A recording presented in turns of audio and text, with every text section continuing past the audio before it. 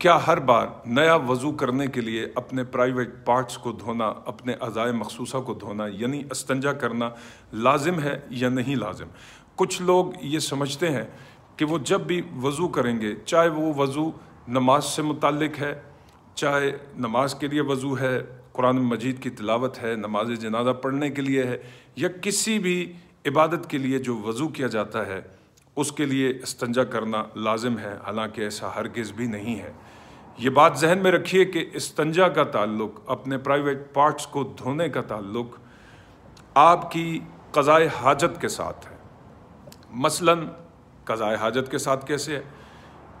اگر آپ کو چھوٹے اور بڑے پیشاب کی حاجت ہوئی اور آپ نے اپنی حاجت پوری کی تو اس کے بعد آپ کے لیے لازم ہے کہ آپ اپنے اعضائے مخصوصہ کو دھوئیں گے، یعنی استنجا کریں گے، پھر اس کے بعد آپ وضو کریں گے، نماز پڑھیں گے۔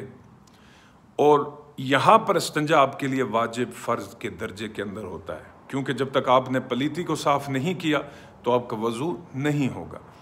اب لے لیجئے کہ ایک شخص ہے کہ جس کو نہ چھوٹے پیشاب کی حاجت ہوئی نہ بڑے پیشاب کی حاجت ہوئی، اور وہ بنا استنجا کیے، بنا اپنے پرائیویٹ پارٹ کو دھوئے وضو کر لیتا ہے اور نماز پڑھ لیتا ہے، تو اس کی نماز بالکل درست ہے، اس کی نماز ہو جاتی ہے۔ تیسری کنفیوژن وہ گیس کے حوالے سے ہے کہ اگر کسی بندے کے گیس خارج ہو جاتی ہے جسم سے تو وہ اس گیس نکلنے کی وجہ سے کیا استنجا کرے گا؟ جی بالکل نہیں کرے گا۔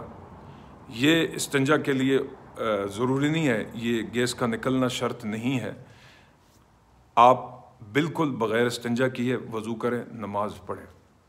ہاں اگر کسی کے جسم پر پلیتی لگی ہے، لیکوڈ حالت میں ہے، یا وہ سوکھ گئی، مثال کے طور پر ہاتھ کے ساتھ لگی ہے، پاؤں پہ لگی ہے، جسم کے کسی حصے کے ساتھ لگی ہے، تو اس جگہ کو دھونا فرض ہے۔ اگر آپ پر غسل واجب نہیں ہے تو اس پلیتی کو دھو لیں، اور اس کے بعد بھی استنجا کی اگر آپ کو ضرورت نہیں ہے تو آپ بنا استنجا کیے وضو کر کے نماز پڑھ سکتے ہیں۔